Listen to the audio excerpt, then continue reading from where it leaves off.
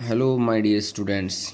This is Arjun Chauhan and welcomes to my YouTube channel English Score 93. आज के session में अपन पढ़ेंगे future simple tense, जिसे अपन future indefinite tense भी बोलते हैं। ठीक है, इसको अच्छे से समझेंगे। मेरे पहले वाले वीडियो के अंदर मैंने आपको अच्छे से प्रेजेंट सिंपल टेंस और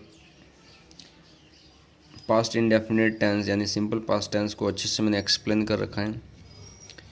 एक बार उनको अच्छे से समझ लेना। ठीक है, उसको बारीकी से कि मैंने सारे कॉन्सेप्ट्स को अच्छे से क्लियर करवाया आपको। ठीक है, ताकि अगर कोई शुरुआत से अगर टेंस पढ़ना चाह रहा है, मतलब ठीक है कि स्टार्टिंग से कि मेरे को मतलब टेंस वर्ड से ही मतलब है ना इत्तेफाक नहीं रखता है कि टेंस होता क्या है बेसिकली। ठीक है, तो उनके लिए बेस्ट है। ठीक है, उनको एकदम बारीकी से मैंने बेसिक से समझाया, सारी चीज़ अच्छे से क्लियर हो जाएगी वहाँ पर। तो एक बार वो वीडियो भी ज़रूर देखें। ठीक है, तो आज अपन पढ़ते हैं फ्यूचर सिंपल टेंस। जब भी मेरा जो फिक्स अप्रोच रहता है उसी को ही मैं फॉलो करता हूँ। यहाँ पर आप देख सकते हैं कि फ्यूचर सिंपल टेंस, तो सबसे पहले अपने को पहचान हिंदी वाले जो सेंटेंस होते हैं, ठीक है ना, उसको इंग्लिश में किस तरीके से ट्रांसफॉर्म किया जाता है, तो वो कैसे पहचानते हैं कि ये कौन से टेंस का सेंटेंसेज है। ठीक है, एक चीज़ ध्यान रखना, किसी भी टेंस हो, चाहे वो कोई सा भी हो, प्रेजेंट का हो, पास्ट का हो या फ्यूचर का हो, प्रेजेंट का कंटिन्यूस हो, ठीक है, उसको सबसे पहले अगर आपको उसको हिंदी से इंग्लिश ट्रांसलेट करना है तो 4 स्टेप्स आपको याद में रहना चाहिए, ध्यान में। ठीक है, नंबर 1 कौन सा है? स्टेप नंबर 1, आपको उस टेंस का आइडेंटिफिकेशन वर्ड,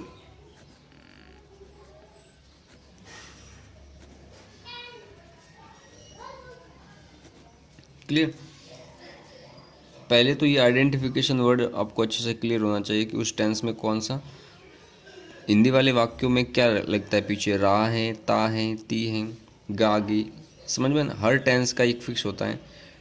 नंबर 2, आपको ये पता होना चाहिए, ठीक है, कि उस वर्ब में मेन वर्ब कौन सी यूज़ की जा रही है। ठीक है, स्टेप नंबर 3, उसके अंदर हेल्पिंग वर्ब कौन सी यूज़ की जा रही है।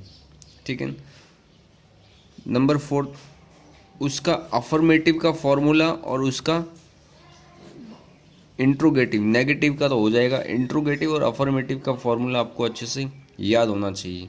तो आप किसी भी सेंटेंस को, किसी भी टेंस का जो वाक्य है उसको आप इंग्लिश में ट्रांसफॉर्म कर सकते हो।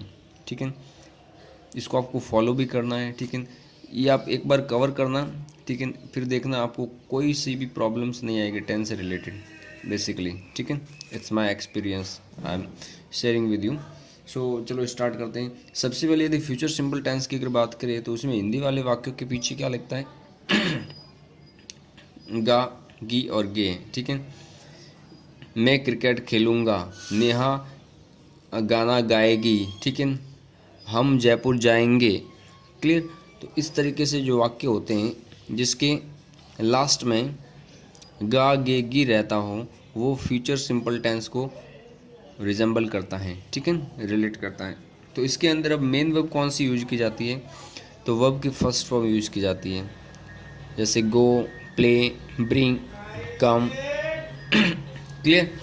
इसी तरीके से इसमें जो हेल्पिंग वर्ब यूज की जाती है, ठीक है, वो हेल्पिंग वर्ब कौन सी यूज की जाती है, विल या सेल, क्लियर। जो हेल्पिंग वर्ब यूज की जाती है विल या सेल, ठीक है, ये चीज़ ध्यान रखना। और एक चीज़ ध्यान रखना, ये जो सेल हेल्पिंग वर्ब है ना, यदि हमारा सब्जेक्ट आई और वी है तभी सेल हेल्पिंग वर्ब का यूज़ करना है, अदरवाइज विल ही यूज़ करना है सभी के लिए। ठीक है, अब यहाँ पर देखते हैं, एक सेंटेंस समझते हैं, मैं कल जयपुर जाऊँगा। ठीक है, मैं कल जयपुर जाऊँगा, तो इसको ट्रांसलेट करना होगा इंग्लिश में। ठीक है, तो सबसे पहले आपको चाहिए, उसका फॉर्मेट चाहिए होता है। ठीक है, तो मैंने देखो स्टेप नंबर क्या, आइडेंटिफिकेशन। तो सबसे पहले देखना पीछे क्या लगता है, गा, इसका मतलब ये समझना है कि ये फ्यूचर सिंपल टेंस का वाक्य है। ठीक है, उसके अंदर अब मेन वर्ब कौन सी यूज़ की जाएगी, तो फर्स्ट फॉर्म लगेगी। स्टेप नंबर 2 चाहिए, थर्ड नंबर अगर उसका आप नेगेटिव बनाना है, इंट्रोगेटिव या इंट्रोगेटिव नेगेटिव बनाना है, तो आपको हेल्पिंग वर्ब कौन सी लगेगी वो भी आपको पता होना चाहिए। फिलहाल इसमें तो हेल्पिंग वर्ब यूज़ की जाती है अफर्मेटिव में भी, ठीक है। और उसका फॉर्मेट पता होना चाहिए, फोर्थ नंबर अफर्मेटिव और नेगेटिव का। तो मैं कल जयपुर जाऊंगा, ये तो अफर्मेटिव सेंटेंस है। तो अफर्मेटिव सेंटेंस से इसको कैसे ट्रांसलेट करेंगे? सबसे पहले सब्जेक्ट है, ठीक है। तो यहाँ पर सब्जेक्ट क्या, आई। अब आई के साथ क्या लगता है, शैल, हेल्पिंग वर्ब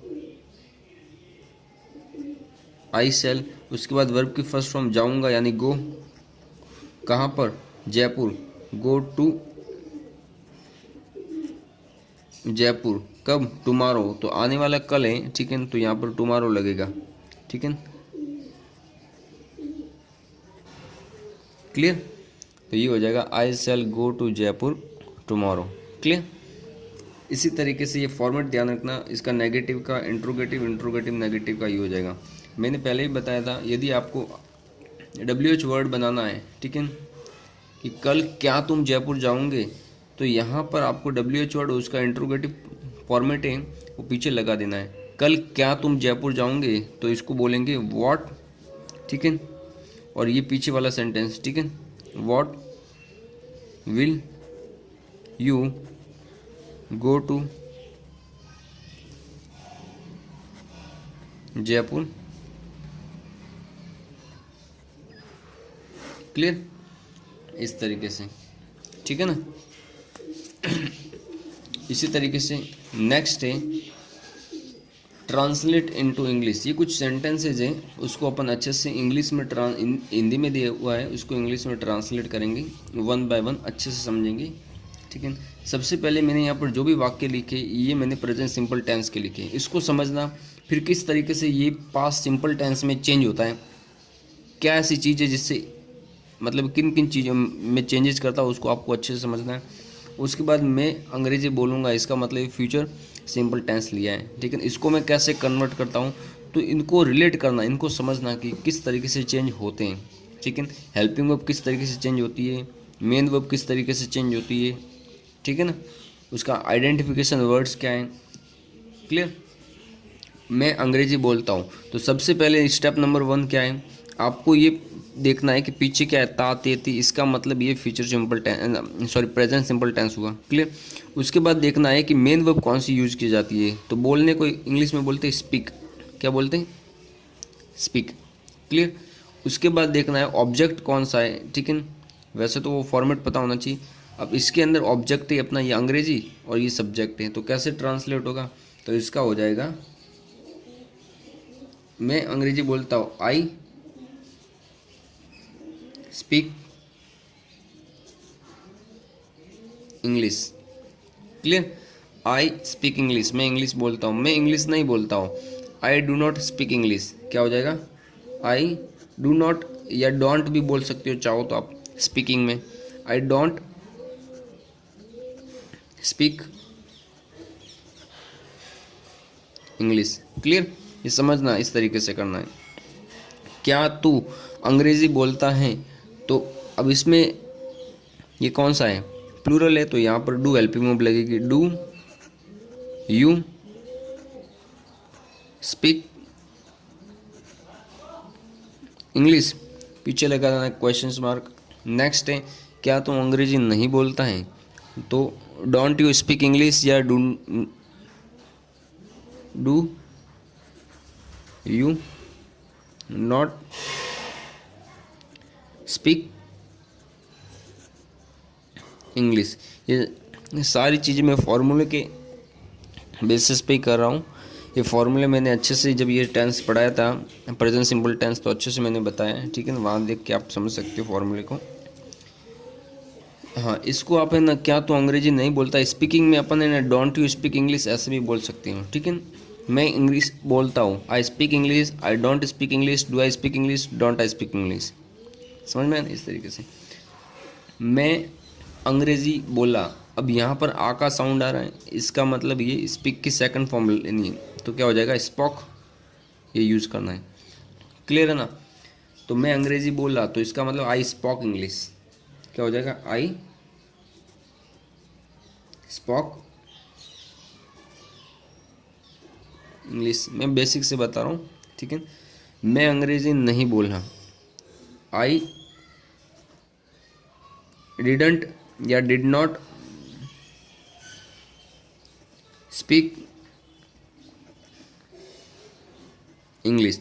डिड के साथ वर्ब की फर्स्ट फॉर्म आएगी, ये चीज़ ध्यान रखना, ठीक है। क्या तू अंग्रेजी बोला, डिड यू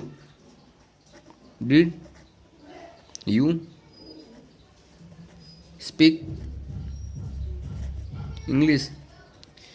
इसमें प्रॉब्लम्स क्या होती है, यदि आपको मान लो एक ही सेंटेंस दिया, इसको चारों पैटर्न बनाने हैं तो इजी रहता है, लेकिन अगर आपको बीच में से कोई भी सेंटेंस उठा के दे दिया जाए, क्या तो अंग्रेजी बोला, तो आप पहचान नहीं कर पाते। तो सबसे पहले क्या करना है, आपको देखना है कि आ का साउंड आ रहा है वर्ब में, ठीक है। उसके बाद ये क्या आगे आ रहा है, इसका मतलब इंट्रोगेटिव हुआ, तो इसका मतलब ये पास्ट का इंट्रोगेटिव, उस तरीके से आपको फॉर्मेट यूज़ करना है और ये हो जाएगा चेंज, ठीक है। ये चीज़ ध्यान रखना। क्या अंग्रेजी नहीं बोला, ठीक है। क्या तू अंग्रेजी नहीं बोला, मान लो ये सेंटेंस ये है, ठीक है। तो ये हो जाएगा did you not speak English, पीछे लगा दो क्वेश्चन मार्क, क्लियर। इसी तरीके से नेक्स्ट टाइम मैं अंग्रेजी बोलूँगा, यानी कि फ्यूचर की बात है, तो इसको अपन बोल सकते हैं आई शैल स्पीक इंग्लिश। मैं अंग्रेजी नहीं बोलूँगा, आई शैल नॉट स्पीक इंग्लिश। क्या तुम अंग्रेजी बोलोगे, तो क्या आई और वी के साथ शैल लगता है, अदर के साथ विल लगता है, तो विल यू स्पीक इंग्लिश। और क्या तुम अंग्रेजी नहीं बोलोगे, तो वांट यू स्पीक इंग्लिश, ऐसा भी बोल सकते हो आप चाहो तो, ठीक है। विल प्लस नॉट वांट हो जाता है, वांट यू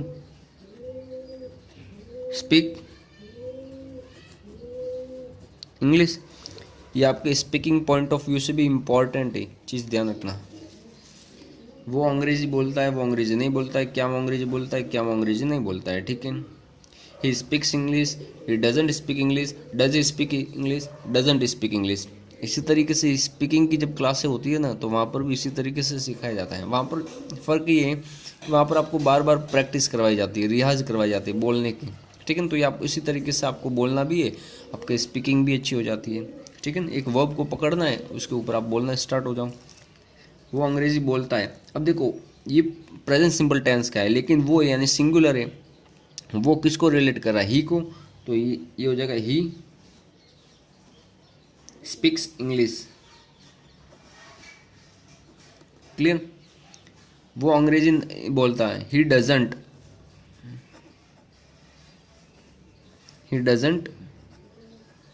स्पीक इंग्लिश। यहाँ एस लगेगा, सिंगुलर के साथ में डज आ गया, यानी एस हट जाएगा, फर्स्ट फॉर्म लगेगी। क्या वो अंग्रेजी बोलता है, डज ही स्पीक इंग्लिश। और क्या वो अंग्रेजी नहीं बोलता है, doesn't he speak English, doesn't he speak English, ठीक है। अगर इसके स्थान पर राम, नेहा, तो भी आप इसी तरीके से चलते, ही की जगह वो उसका नाम हो जाता, ठीक है, नाउन का। हम अगले सप्ताह पिकनिक पर जाएंगे, यानी फ्यूचर सिंपल टेंस की बात हो रही है, ठीक है। तो सबसे पहले आएगा सब्जेक्ट, वी के साथ शैल लगेगा, we shall go to picnic. कब जाएंगे, नेक्स्ट वीक, अगले सप्ताह। We shall go to picnic next week, ठीक है। मैं यह करूँगा। एक और चीज़ ध्यान रखना, वैसे तो क्या होता है कि फ्यूचर सिंपल टेंस के अंदर आई और वी के साथ हमेशा शैल ही लगता है, लेकिन यदि आई और वी का जो भाव है वो यदि डिटर्मिनेशंस का है, ठीक है, श्योरिटी का 100% कि आई विल डेफिनेटली डू इट, तो आप आई के साथ विल के साथ आई और वी के साथ विल भी यूज़ कर सकते हैं एज अ मॉडल, ठीक है ना। मैं यह करूँगा। अब अगर मान लो वो एक साधारण वे में बात कर रहा है कि वो 50% पॉसिबिलिटी कि वो कर भी सकता है, नहीं भी कर सकता है, तो सेल यूज करना है। लेकिन अगर वो 100% श्योर है कि yes I will definitely do it, ठीक है, by hook and by crook, तो आप model as a model will भी यूज कर सकते हो। तो आई सेल डू इट, ये भी सही है, लेकिन आप श्योरिटी ज़्यादातर है ना स्पीकिंग में सेल का यूज़ नहीं किया जाता है, विल का यूज़ करता है। तो आप ऐसे भी बोल सकते हैं आई विल डू इट। इसका मतलब वो बंदा 100% श्योर उस काम को लेकर, ठीक है ना, मतलब वो करेगा ही करेगा। मैं वार्षिक परीक्षा में 90% प्राप्त करूंगा। गेट मीन्स प्राप्त करना, गेट कहे या स्कोर कहे, ठीक है, क्लियर।